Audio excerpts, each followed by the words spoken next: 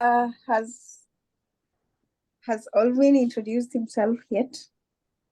No. Oh, sorry. Yeah, Alvin. Yes. So Okay, so sorry anyway, about.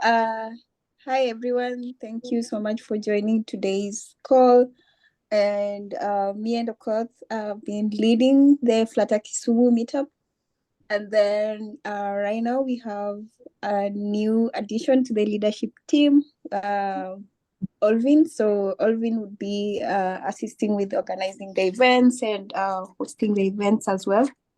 So I hope you know him. And if you don't know, Olvin, please go ahead, introduce yourself briefly, and then I would go ahead to introduce the speaker. Hey guys, my name is Alvin George. My commonly known, or I identify as that Flutter guy on my social media platforms, and I'm happy to be in the organizing team of Flutter Kisumu. Looking forward to doing great things with y'all, and overall happy for this session. Yeah, it's amazing to be here. Thank you. All right, thank you so much, Olvin. And then next, I would now introduce our speaker, John Musyoki. So feel free to go ahead. So John is going to speak about cybersecurity, a topic that most people overlook, especially when developing apps. And he's going to share some insights on what we need to be keen on when developing apps, secure, and that are not prone to any malicious acts or yeah. So John, feel free to take it up.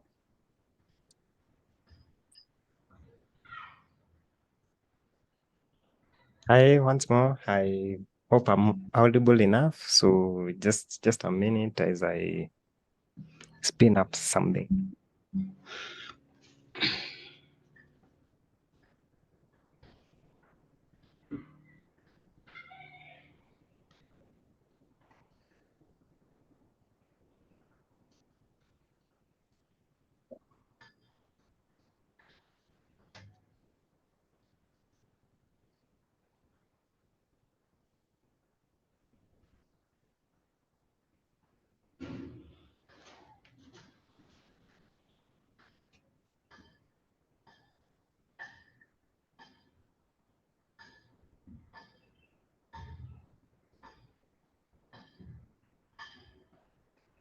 Can you please enable me to be able to share my screen?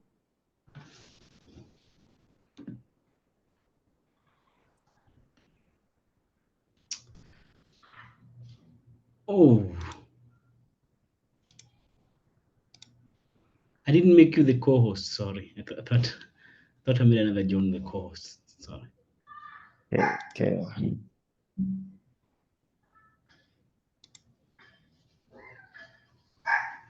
Can you share screen now, John? Yeah. Let me see. Can you see my screen now? Sure, we can. Okay, sure. Yeah, so once more, my name is John Musyoki, cybersecurity analyst at a company called Deloitte, a role that I started less than 48 hours ago. It's a pleasure. Yeah. So let's go. A lot of questions, a lot of times we are always asking ourselves, why? Thank you. Why security? So recently, especially due to evolvement of AI and a lot of crazy speeds that we are seeing in networks, like just last year we saw Safaricom bring out 5G. Towards the end of the year, we saw ChatGPT, and these are some of the tools that are aiding the malicious guy, maybe the cyber criminals, who makes them have a lot of power to be able to take systems down faster with some high speeds and such. So there are a lot of privacy concerns, copyright violation, identity theft, laws and also regulations and also expectations are set in the area that we are trying to navigate around technology, in as much as software development is concerned. So questions that we need to somehow ask ourselves when it comes to developing systems in line with security, because I believe most of the systems we are developing, maybe they are in the area of maybe hospitals, medication, e-commerce systems, things around fintech, whereby we can be able to maybe like transact money from one area to another, or maybe one bank or maybe one company to another, maybe data belonging to institutions. So there's a big area called threat modeling, which I'm going to mention a bit, whereby we look at what is valuable, what is vulnerable, and also what can we be able to do to make sure that we mitigate some of the threats in regards to the assets that we are trying to secure. And also we assume that we are going to be compromised at some point. So what can we do to prepare ourselves, as well as how can we get to be resilient and such kind of things. And maybe to look at some of the data that we are handling on a daily basis. This is just an example of some of the things that we are going to be collecting from our users in the daily applications that we are developing, and this data need to be safe, or maybe is to be kept somewhere. Some of it is personal. So if you went somewhere, for example, if data is hacked, or maybe data is compromised, there's a likelihood that you might find it maybe being sold somewhere. For example, on dark web, someone is buying a lot of data maybe for a particular company, which is brings a lot of mistrust for an organization. Then maybe to mention some of the terminologies that you'll get to interact with, especially when we are working as a team, maybe especially for developers and security guys coming together in an something we call DevSecOps, developer security operations, to make sure that we integrate security from every step that we are going to apply in our software development, from design to everything, to APIs, to even deployment. And even after deployment, we make sure that we are monitoring what exactly is happening into our systems, the kind of traffic that is going out and coming in our into our systems that are keeping the data that we are accessing using the web applications or Android apps, or maybe desktop, or maybe iOS. So just to mention but a few, one of the critical thing that we need to have in mind is WASP Top 10. So this is an open web application security project, a platform maybe that hello, some voice from the background. So a platform that will help us be able to mitigate some of the commonly abused vulnerabilities when it comes to security of our applications. Another thing that we are going maybe to come through is a vulnerability. This is a weakness that exists on a system, and it can be exploited to gain access on the system. Another thing is threat intelligence. This will come after we've deployed our systems now, and now we need to monitor, or maybe we need to be able to proactively know what exactly is happening in our system. That's where threat intelligence comes in. You'll hear things like SIM. These are tools that will be used to graphically analyze and centralize all the data that is being collected from all the systems that we are monitoring, and then centralize it at one point of view, so that in case of an indicator of a compromise, of indicator of an attack, can we be able to isolate maybe the source of this compromise? Maybe it's one device, or maybe it's one server, or maybe system, but it's interconnected within our environment. So using threat intelligence tools, which are SIEM, security information and event management, or maybe SOAR, security orchestration, automation and response, tools that at some point they can actually be automated or maybe configured to detect and prevent some attacks without intervention by use of rules. So we are saying, if this happens, do this. This happens, then implement this. Another thing is maybe privilege escalation and rattler movement. So privilege escalation is whereby an attacker could attempt to gain more privileges than they have. Let's have a typical scenario or on the case of a bank. So a bank, let's assume it has like 3 levels. We have a normal customer who can be able to like log into an app, withdraw, transfer money, and maybe be able to like check balance. Then we have the cashier who has some privileged access to be able to like pardon? Okay, we have the cashier who has some advanced privileges. They can be able to like shut down the account, or probably to be able to like authorize.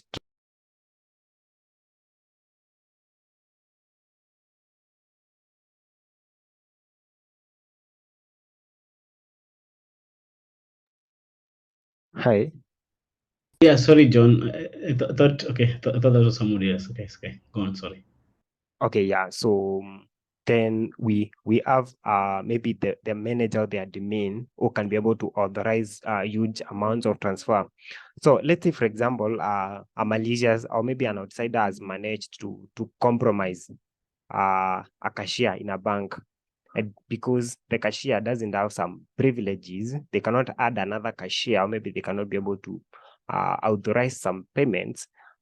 This attack will attempt to elevate their privileges, the permissions that they have, in a way that to have permissions the same as maybe the existing admin or maybe the manager, to allow them implement what they want to do. So still using threat intelligence tools, we can be able to monitor and see that. I think I have an open source tool that is running, so I'll be able to show you.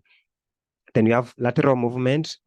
This is whereby attackers could attempt to move from one device to another, to be able to like know which device contains the most critical information.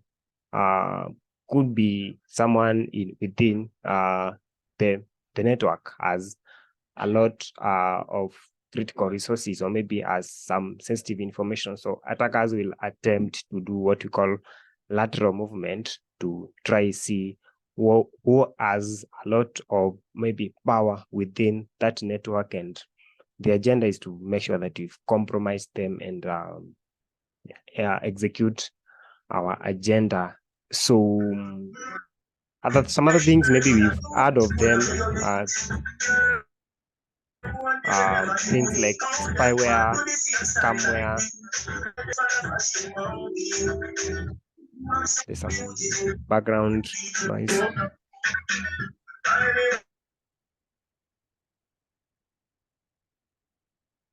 Yeah, some things we've earned them, like spam mails. I'll be able to show maybe how we spoof an email from one person to another in a way that it will be hard for someone to be able to believe that this email doesn't come from so and so. Then we have a lot of phishing. This is not mostly to developers, but it's a concern. Because we also need to be aware. You could receive an email from your colleague, but maybe it has been impersonated from your colleagues. Some of the tools are actually being made using AI, because like right now, just a few prompts, you'll be able to bypass some of the filters. If AI tells you like an AI model, I cannot do that. Then you give it a few prompts and maybe it will be able to give you exactly what you need. Then something else like passwords. So when it comes to developing softwares, recently we've seen developers come with things like policies to be able to say password must have this and this and this.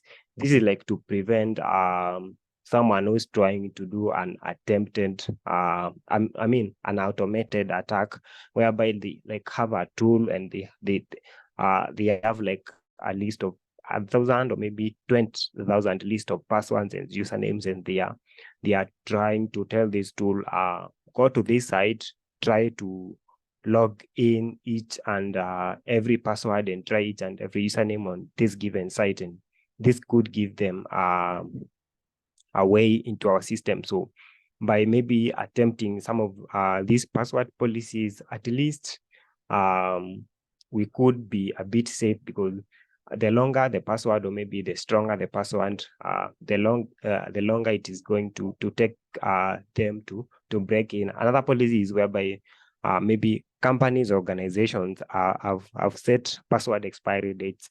For example, a place that I'm working at, the password is only valid for like less than a month. So after given number of days, you have to change the password.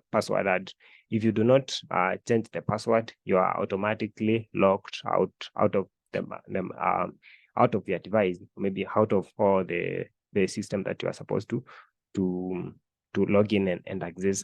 Other organizations, like those guys that are handling sensitive stuff, for example, in KRA, Kenya Revenue Authority, you find like each and every day, if you are someone who is maybe part of the developer teams, and maybe we have access to like the servers where we are supposed to deploy our code, or maybe whatever that we are doing, maybe we have a VPN, but each and every day we have to make sure that we have a new password, so that if someone tried maybe to compromise us yesterday and somehow they gained access, today we find that the password has been changed, and then they will have lost access. So some of the policies are hard, like having a password every day, but again, we are trying to protect, because if we get compromised, then our reputation will be damaged and such. So another thing is social engineering, because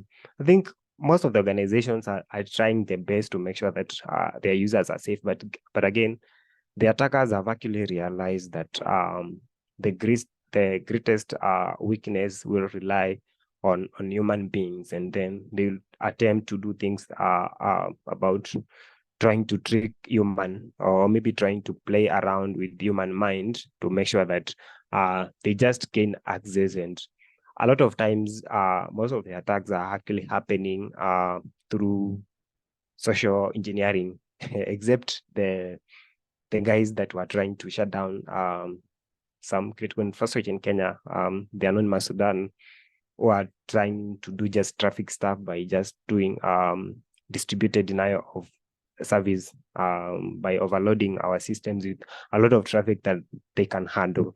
Then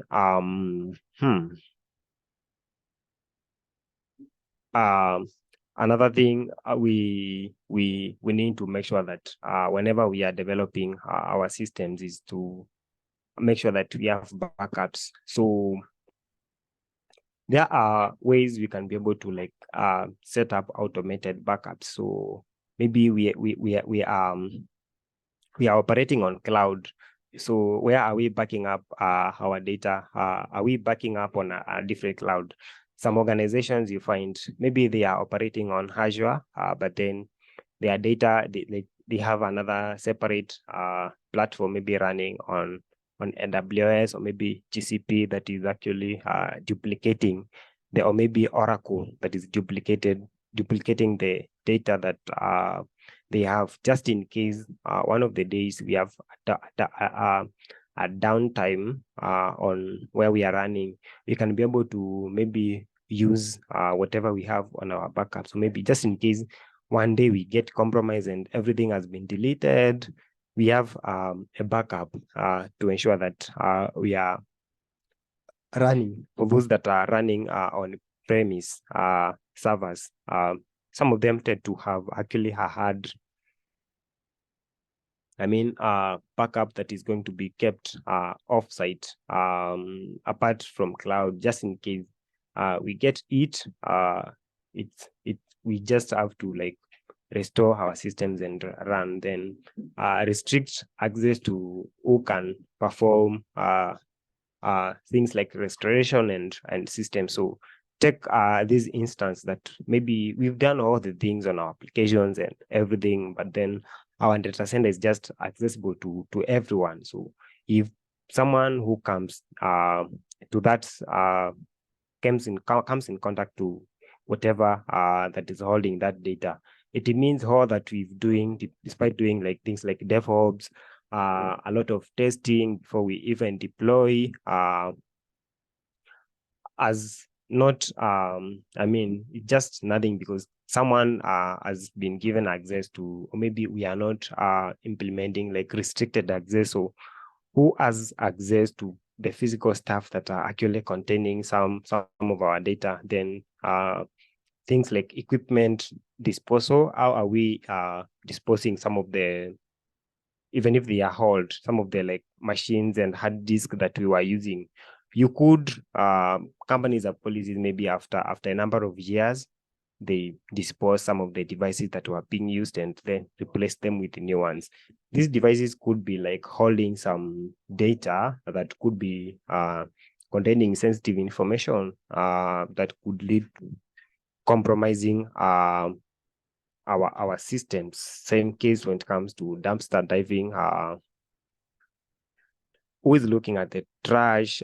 What are some of the documents that we have at the office, and then how are we going to dispose them? Someone could just be not be able to remember their passwords, and then they write them on a paper, and then at the end of the week the paper is collected and then thrown at the dustbin. So you have to be keen on that. Then privilege access policies. Who has access to what, when, and why? So we make sure that if someone their privilege is this, they should not be able to access a higher privilege than that. And if they have to access, they have to go through the given approvals that are there. Up to this point, I don't know whether anyone has a question, or we are just okay to continue.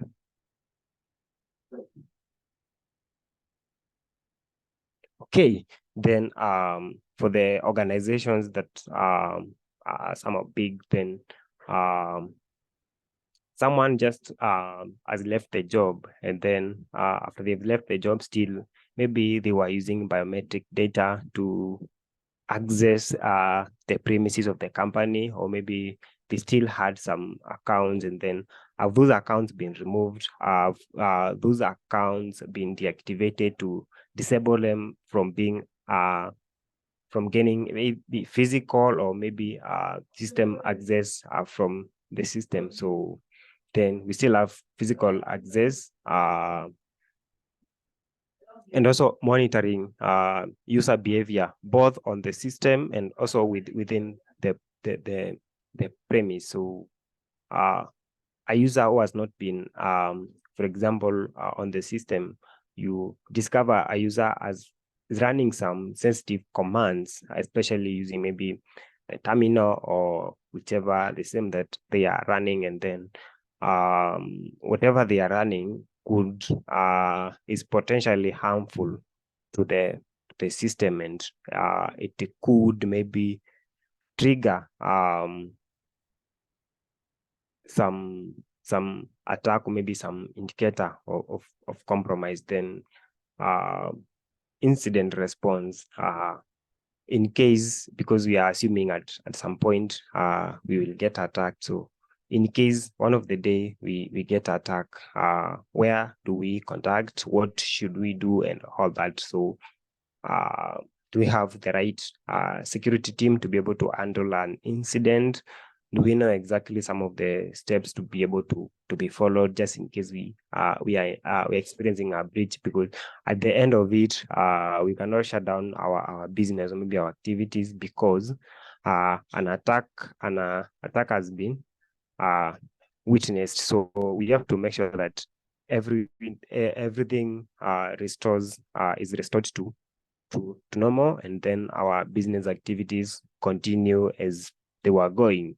So, for example, M-Pesa, if M-Pesa shuts down like for one day, it means or a lot of us are going to be stuck in vehicles, or maybe some of us are going to be stuck in supermarkets, or maybe we'll not be able to pay bills, because I'm sure most of us are operating on do I call it soft cash? I guess soft cash, or maybe digital money transactions and such, than even using the physical, maybe the tangible cash. So because of that, they have to make sure that they have proper processes to be followed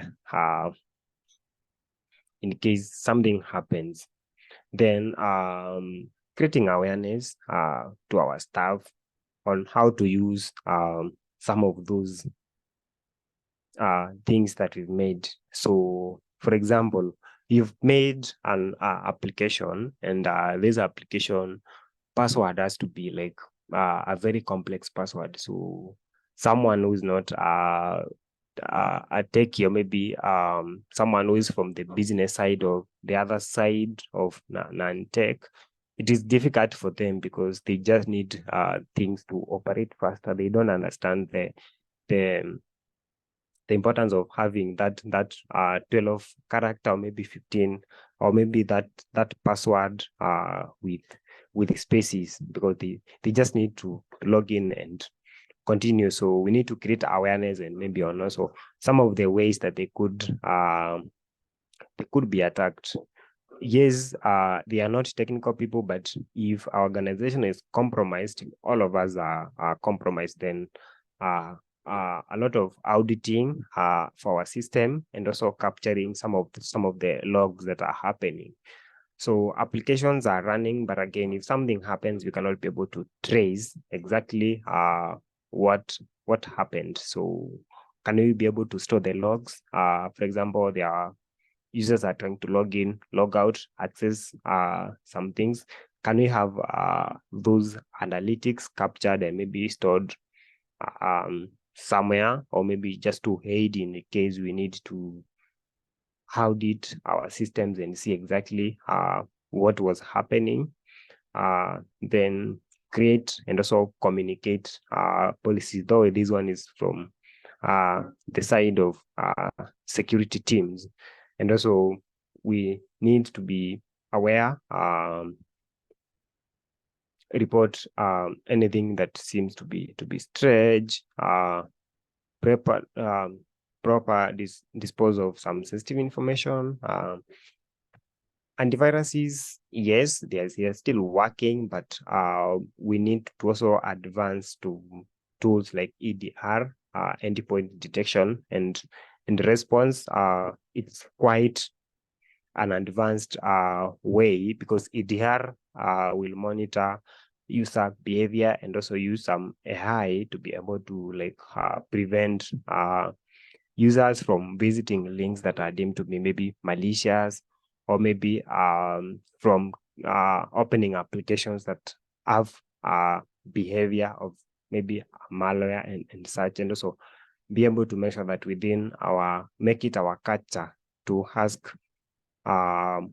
questions to things, because I think questions will help us to get to understand exactly the agenda of something, or maybe the agenda of someone. So once we have made our applications, as I was mentioning, DevSecOps, Developer Security Operations. This is where we develop our applications in conjunction with guys in security, and then from there, before we deploy, we get to test. We look at our top 10.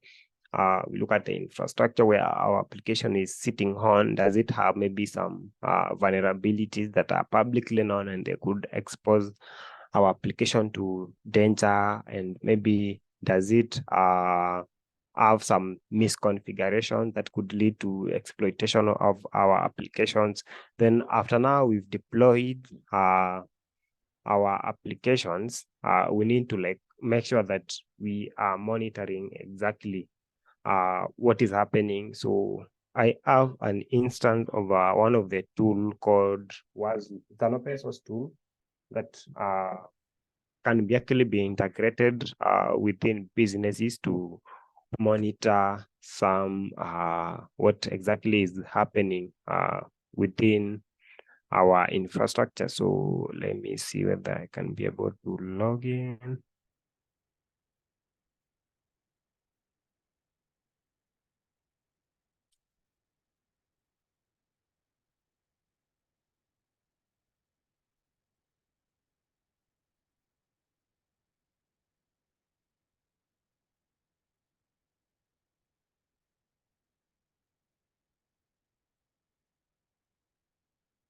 Let me share my screen.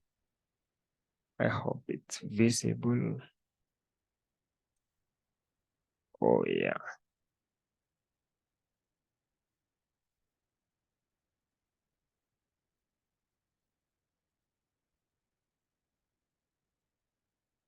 Share screen.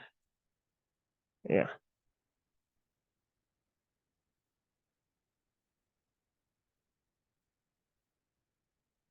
So Wazoo themselves, they have a cloud, but also there's an instance on an Amazon machine that is by default comes with its own reconfiguration. So if you want to like test your infrastructure, you can go to AWS if you have the free tier account, spin it, install it, maybe go to YouTube or maybe on GitHub. There are guys that have actually written some good write-ups on how to like use Wazoo from the business case, maybe to monitor it. It's a startup and you are trying to see exactly what is happening. Somehow it's a bit hard to use compared to some of the premium tools that are there in the market. One of it is Splunk, but again, it with proper with good time and some research, it can actually be configured to be able to give us some good result and make sure that we are knowing exactly what is happening in our system. So we can monitor Linux environment and also Windows agents, both machines and server. But from my case, what I'm using is my Linux machine. I've installed an agent. So the agent is going to collect the logs, but it's not configured to collect everything, just collecting a few logs and what is happening in the system. It forwards to the server in real time. And then from there, we can be able to see exactly what is happening in the system. So it actually shows you which agent is connected, which one is disconnected, what is the total agents. Agents are the devices that you are trying to monitor within that kind of an environment. Then we just try to have a look at what is happening and everything. Look at the events.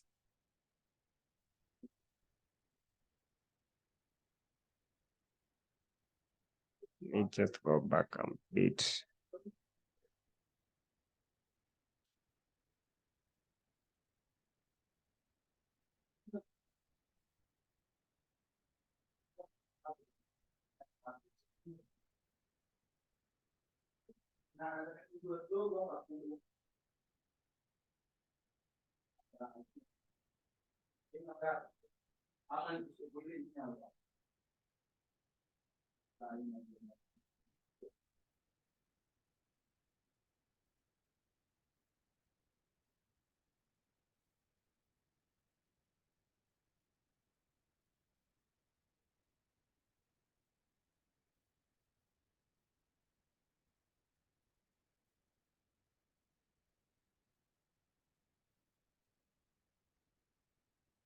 Seems like it's not forwarding my logs.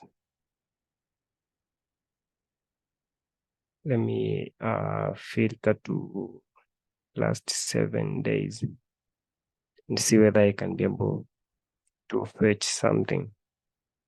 Still nothing.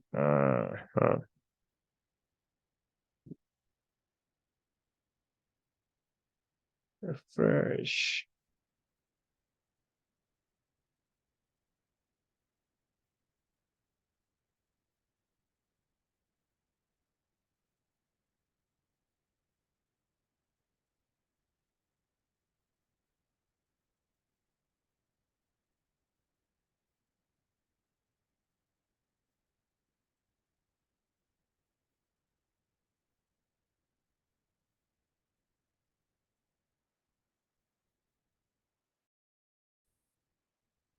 Seems it has not been collecting some of the things, but again, at least we have some data that has been collected. And yeah, so for example, if you look at August 31st, this given time, there was an event that happened.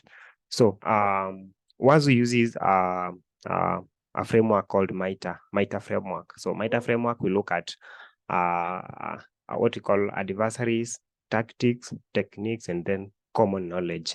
This is whereby all the data about different adversaries or maybe different attackers. Let's say we have anonymous Sudan, we have another attacker group in Kenya, we have another attack group in maybe Russia, maybe North Korea and such. So it's going to collect all those tactics and techniques, then combine them from one common knowledge. And then from there, we are going to fetch data there in real time and then compare with our scenario. So for example, Wanzu agent was stopped. So this is an indicator that attackers are actually trying to do what we call defense evasion.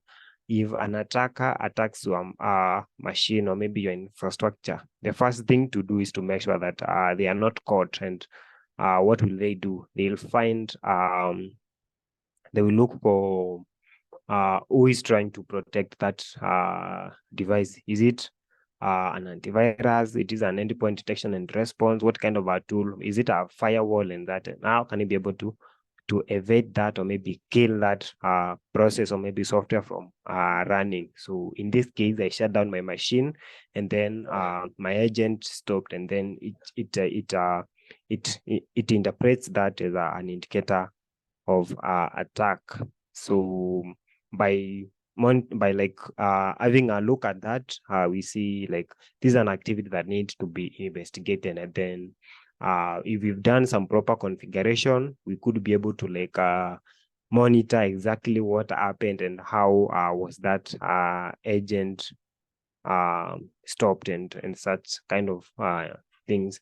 So we still have some logs on what was collected, but it doesn't make much sense because there's nothing much. It's just a port that was opened, a port was closed and such, but which is normal. But again, depend on what is happening within the system. So we could be able to like investigate exactly why did this happen. For example, it's a server that is supposed to run 1, 2, 3, but again, there are some ports maybe that we've said that they should not be running. So if we discover that they've been opened, now we can try to see is there someone from outside the network who has tried to like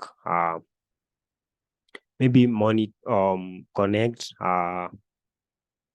with our network, and then they are trying to exfiltrate data and such kind of information that will aid us to discovering maybe any kind of an attack or maybe anything that is trying to happen in our system. Yeah, so the other thing that I need to do is social engineering. So I had planned to do something on APIs, but like a few minutes to this session, I tried to run the lab on Docker, but again it didn't run. So yeah, I'm not going to do that. Maybe I could do something small. Let me see.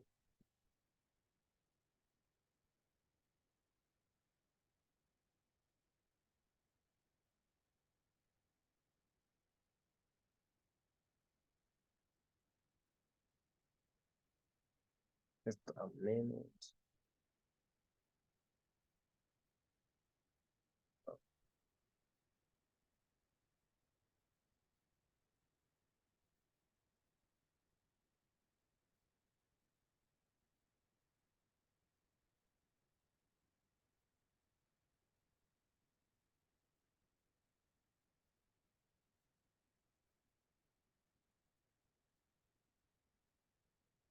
Share my screen.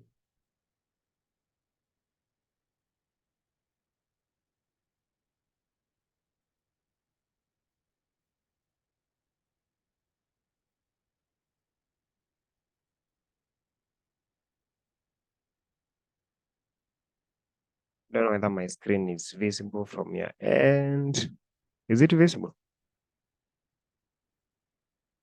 Yeah, sure. Yes. Yeah. So there is an attack that is called email spoofing.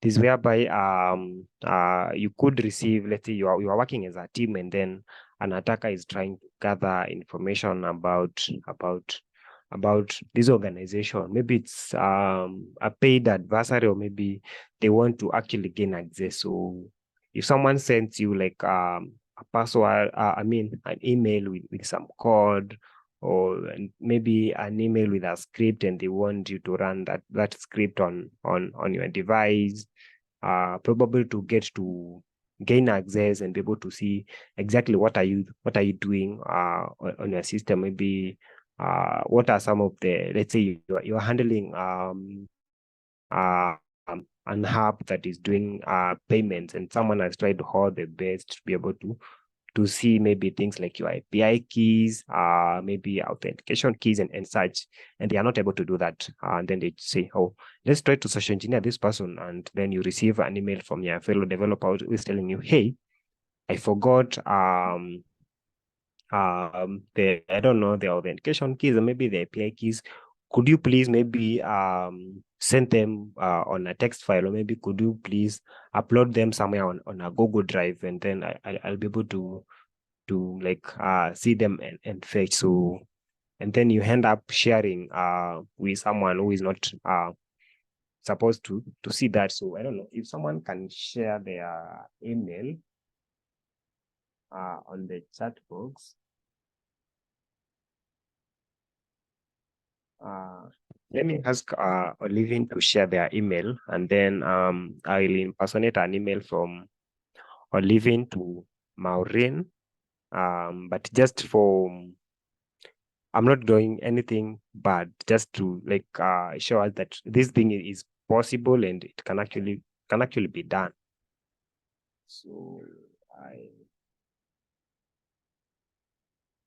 just a minute.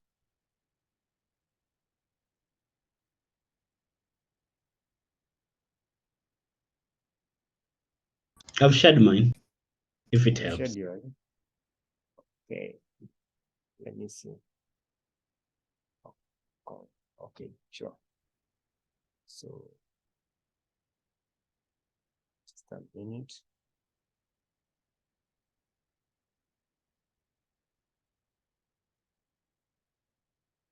Trying to trace something from the machine. Yeah.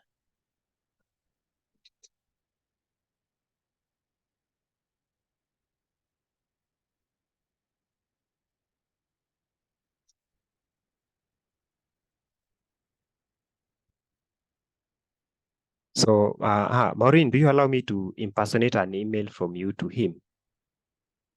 From you to Okoth? Yes. Okay, sure. So I have your email. Are you doing something? Because we can't really see anything. Okay. So the receiver is going to be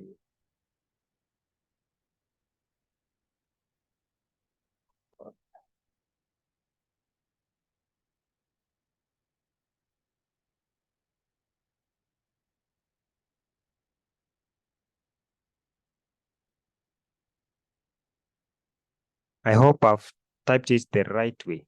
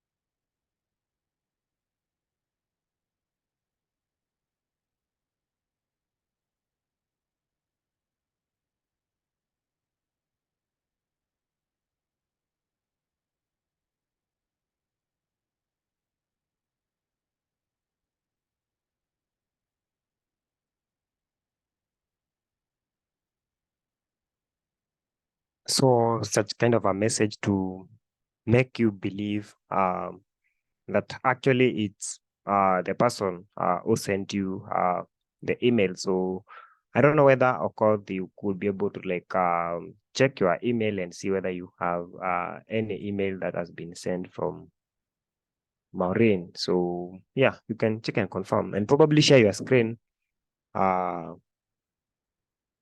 We see if it was delivered the way. Sometimes it could be dropped on spam, but in this case, if you've not been communicated with the given person, the email will be dropped on spam. But if you've actually been talking to this person via email, you should be able to get that email straight to your inbox. Okoth, can you be able to see the email? Yes, I received the email. Yes. Can you share the screen? I see how it looks like. Okay. So let me just share my screen. Share screen. There we go. Yeah, this one. I believe this is the email. Yeah, so does it seem to be like coming from the real person? Yeah, it look legitimate. Like would you would you be able to like share the requested details, or maybe you would begin to question further?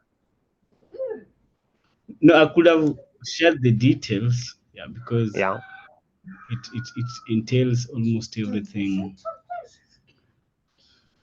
Yeah, it Yeah, entails everything. so those are some of the ways, but if you look at maybe after the email for Onyango Maureen, there is a via Sending Blue. So I've used Sending Blue as the gateway to be able to deliver that email to your inbox and make you believe. And because if you reply, I know the email will go straight to Maureen's. I will not be able to see what you replied. So Maureen will get suspicious. So I'll kind of send you the email with some sort of urgency that I need that uploaded on a Google Drive. Then I create a Google Drive link from my account, and then when you upload that kind of a link, I should be able to see that kind of information. Or maybe I could send you a Google form to fill some kind of information that I need, and then from there I will be able to like gain access to your system. So sometimes for me, I say security is about simplicity. Yes, sometimes there are those complex stuff that are going to be done. Someone who is always on the terminal, but again, asking ourselves some critical questions. So why should this person ask this kind of information at this, and like just asking why and seeking some further clarifications, not just send something because it has been requested.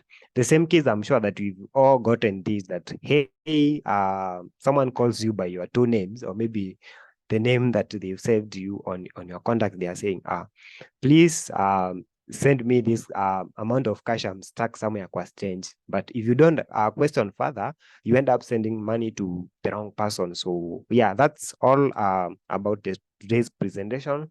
I hope you'll have time in future, and we'll get to I'll be able to work on that API lab and be able to see how can also our APIs can get to be compromised. Yeah, thank you so much for having me. Yeah, thank you very much, John. So I think if there's a question, maybe we can take one or two before we wrap up the session.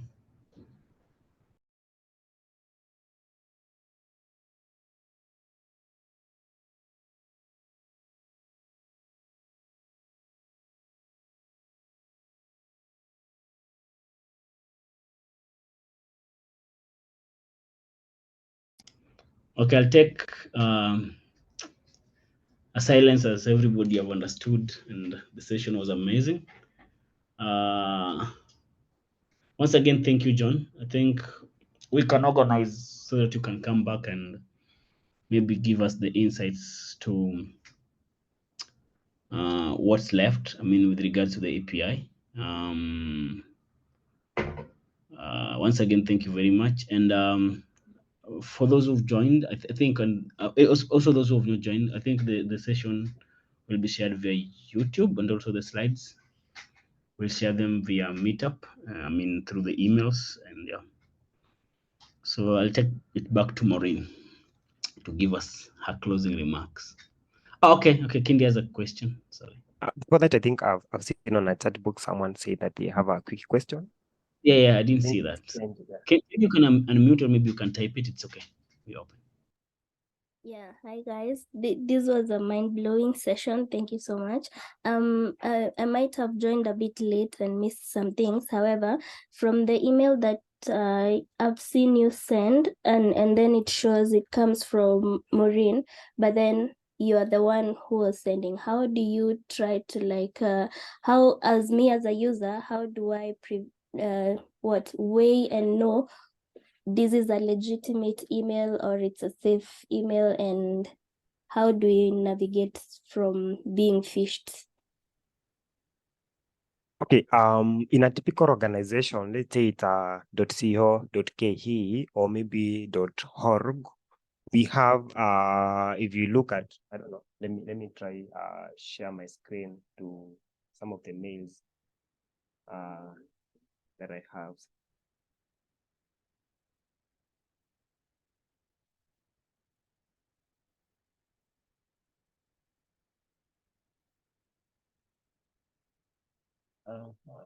Where is my screen?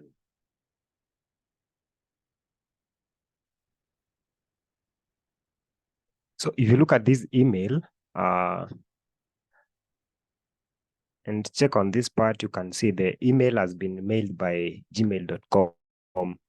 So assuming that we have an organization by the name gdgkisumu.co.ke, if we send an email, let's say it's candy@gdgkisumu.co.ke, the email should actually be signed by the server that we are all operating on. So if you are sending an email from your corporate email, which is candy@gdgkisumu.co.ke to your Gmail, that email should be signed by gdgkisumu.co.ke. So looking at some of those indicators, so most of the tools that are actually being used currently, one of it is SMTP to go, sending blue, and sending green. So if an email comes to you that is from some of those known, okay, of course there are some of them that are not known, but if it comes from some of those known platforms that are actually abused by attackers, so that's a red flag. But again, sharing some sensitive information somehow should be like have some another question, or maybe try to reply. If you actually reply, that email will not come to me, but it will go to Maureen. So replying somehow will make Maureen have some kind of, why is this reply coming from and what exactly is happening? So let me call it two-step verification. Before you get to send money that you are requested by someone, at least try to ask what exactly is the problem or what exactly is happening. And then from there, at least we can try to like avoid some of the things. Yeah.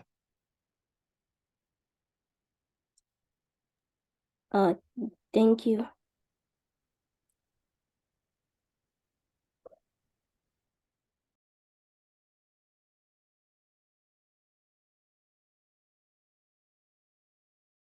Yeah, I think there's still room for for one. If we don't mind, John. So if you don't mind, that is, we can take one or two. I don't Okay, sure. know. Okay, so any other question?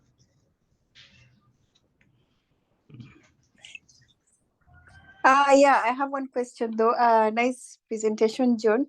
I'm curious about what you used to do the demo that you just did about the email phishing.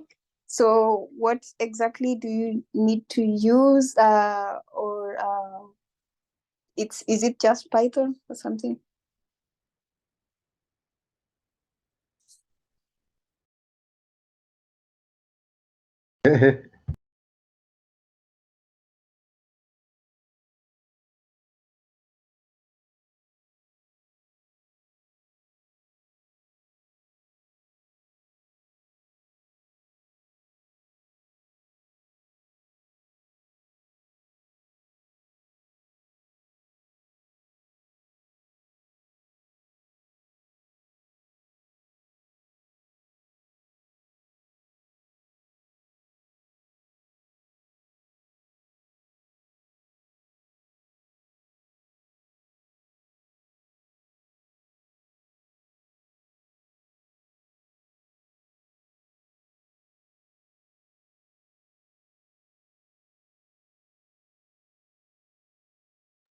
Hey, John, are you speaking? Because if you do, we can't hear you.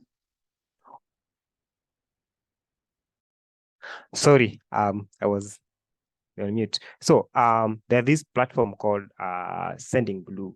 I'm actually using a free account, and this free account gives me like 300 mails per day. So it means if I was malicious, I could be like spraying 300 mails to different guys or maybe different organizations. So after signing into Sending Blue, then we can have Python's small Python script. Let me share my screen.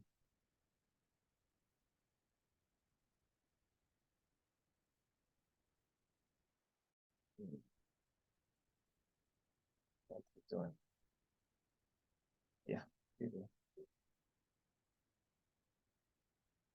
So I have a small Python script that is actually going to send the email via that given gateway.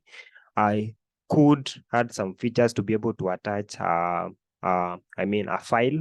So in this case, if I know the user is actually maybe running a Windows machine, so I could send them a PDF that is attached with a malware.exe file, and then tell them, pretend to be like coming from, the email is coming from the ICT manager or the CTO, the someone who's controlling the infrastructure, and tell them, hey, we have an update and like we need to probably run this kind of a file, or you need to do this to be able to like make sure that we updated our systems, and that's how I'll get you to run malware on your device. So yeah.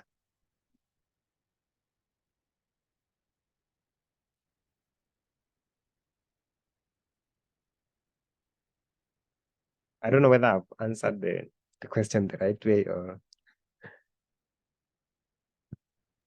Yes, So it's okay. Thank you so I've much. actually gotten the only thing you need is to create an account on Sending Blue, and then you'll be able to get an API that will give you a gateway to be able to send an email to like impersonate any email, whether it's a Gmail, whether it's a corporate mail, or any email that exists. Though I think Proton emails are quite protected. If you spoof Proton mail somehow, high chances you may not get that email delivered to the inbox. It actually be filtered. But I've tested it with the Outlook and Gmail and also Yahoo, and it works perfect. Nice. John, I have a question.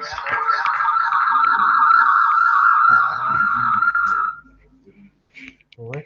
Yes. Please continue. Hello, can you hear me?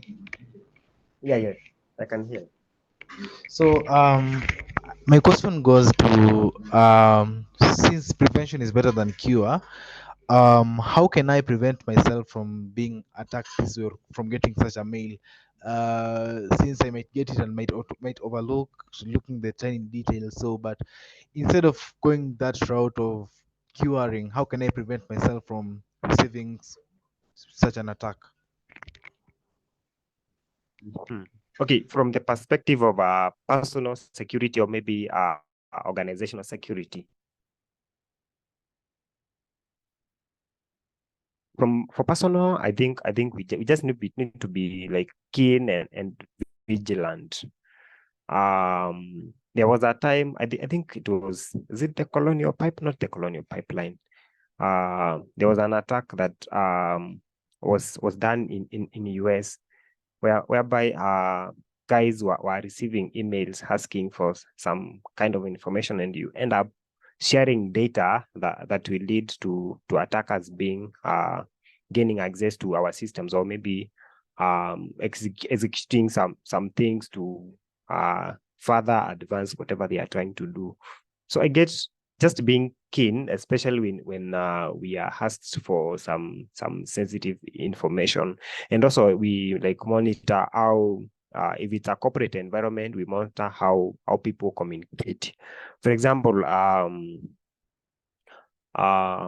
which scenario do I use? For example, the ICT guy, there's always maybe the ICT manager, maybe the managing personnel. There's a way that they always communicate when they want an update run, or maybe sometimes they run it automatically. Why has this changed the way that is always done? So monitoring some of the changes. So maybe there's always something that they say, but this time they've not said it.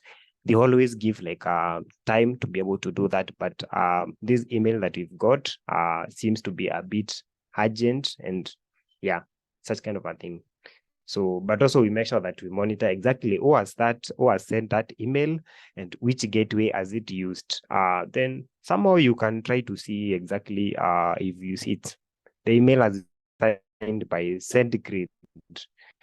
But again, we are operating on a corporate environment that we have a different email sender or maybe SMTP providers who some of the things, but sometimes I think social engineering and phishing, those are some of the attacks that are being executed widely, and it's hard to prevent because we are trying to abuse the human trust, because you trust me and you received an email that seems to be coming from me. So high chances of you executing that whatever that I'm requesting without maybe any further questioning is very high. Then maybe to add something that I had forgotten for mobile hubs. When it comes to mobile hubs, the security part of things, I guess the Flutter guys are a bit better because it's hard to reverse engineer a Flutter hub than actually another hub that has been made by either Java or maybe Kotlin. Yeah, so it's quite hard to break an app that has been made using Flutter framework than an app that has been made using those other stuff, maybe Kotlin, Java, or any other thing. So yeah, I guess Flutter is somehow a bit more secure than the other applications. Yeah.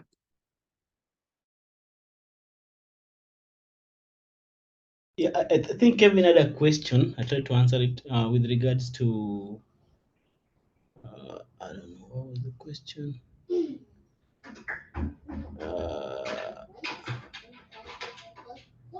I think he was wondering if any language can be used, and the other question was, what's the point of spam box in email, that is in emails? So the first one was I mean whatever you spoofing, and then with regards to the spoofing email, can any language be used? Can any language be used? And then with regards to the spam in the spam box in the email, that is. Yeah, any language can actually be used. You can even use the Bash for Linux, as long as you have whatever, you only need to get the APIs from whatever they provide or whatever the gateway that you need to send the email. Then if you know how to program, it's just importing the relevant libraries to enable you to send email, and then give it the API keys to be able to access the gateway, and then you'll be able to send an email. Actually, we can even go further to create even a GUI, a graphical user interface, whereby we are making it easier whenever we want to send an email. For example, if you are doing this for monetary gain, because there are people, their work is to wake up on a daily basis and do such, look for vulnerabilities and then find who is vulnerable, compromise them for monetary gain. So you find they've made work easier. So they just have to like type the name, type the receiver, upload a document, or maybe they've made like things simpler for themselves. Then what is the whole point of spam box on Gmail? Well, emails have reputation, and also we send links, and also we send documents. So if we send someone a document that has a signature, because the way Gmail works, it filters content of a file, then compares it with a signature that maybe has previously been detected to be having a malware. So if we detect this file could be potentially harmful, we take it to the spam. Yes, we need the email to be delivered to you, but we want to alert you that there is a potential harm to this email. So it's upon you to make a decision. Am I going to maybe mark this sender as maybe a sender who is not malicious, or maybe to also help others? Because if a user sends you a document that is seems to be malicious, they also send to another and it gets dropped on spam, there's a high likelihood that if that user sends another person a document or maybe a link, it might be marked as spam. But also sometimes it's conflict. Maybe Google sees like this file could be harmful, so let's alert this user and then allow them to make a decision. So it's upon you to know this document has been flagged, but again, should I go ahead to open, or maybe should I think like twice and decide further? Yeah.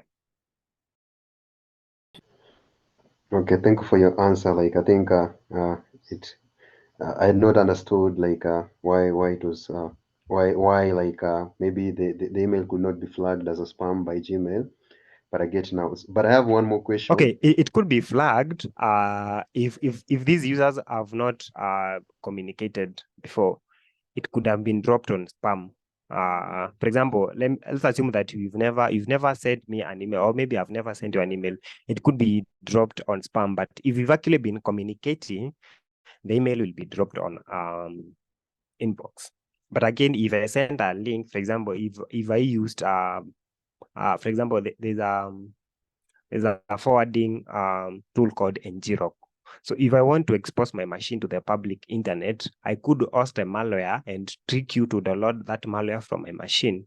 And to enable you access, because maybe I'm connected to an internal, maybe local host network, I will use ngrok to make you access that malware publicly, because ngrok is a public gateway that is somehow exposing my machine to the public internet.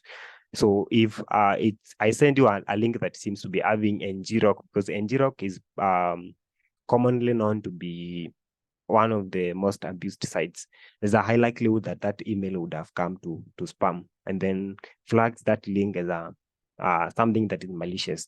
But again, if I know ngrok will be flagged, I could attempt to like use Google Drive and trick you to upload something sensitive, or maybe give you a Google form, because Google form is from Google, and then I'm using Gmail. I probably shorten that link and tell you, hey, I need you to like fill this form to obtain, I need to obtain this kind of information and such. So yeah. Okay, I have one more question. So when you are sending that whatever that email to Maureen, there was a signed by and the field signed by. So when I'm creating a website on an API, and then on the API, instead of sending instead of using the SendMail driver or the real application, I use some third-party provider like Mailgun or some other provider. I think I've lost you for the last like okay, my 30 question seconds. is, I've lost you. Uh-huh. okay, my question is, like, I'm creating an API, and then I'm using a third-party provider like Mailgun or some other third-party provider to send that, to route that email to maybe the final okay, the recipient's email address. So what will the email, who will be the signee of the email? It will be signed by who, like my website or the whatever, the SendMail, ama mail driver, or the mailgun.com. Whoever sent you whoever gave you the gateway, or maybe whoever has given you the API, the email is going to be signed by their gateway. So for example, assuming that email was actually sent by Maureen, it would have been signed by gmail.com. But now, because we've used a different gateway and Gmail did not actually sign this email, so it's another person who is trying to impersonate. So because the email has been passed through Sending Blue, that's why it's signed by this different gateway. Okay, thank you. That's enough. I don't know whether that makes sense. Yeah.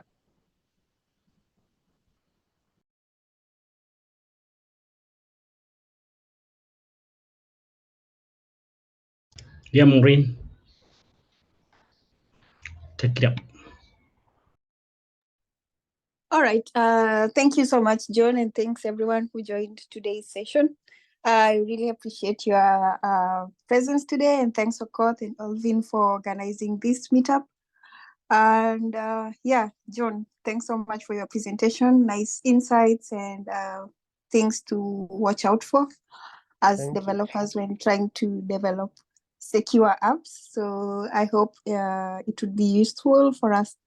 And then we'll share with you all the resources from this session, and also a recording of the session. Like Okoth mentioned, it will be posted on YouTube. So do follow us on Flutter Kisumu YouTube, and then you'll find the updates. Otherwise, thank you so much and have a great evening. Bye, guys. Bye.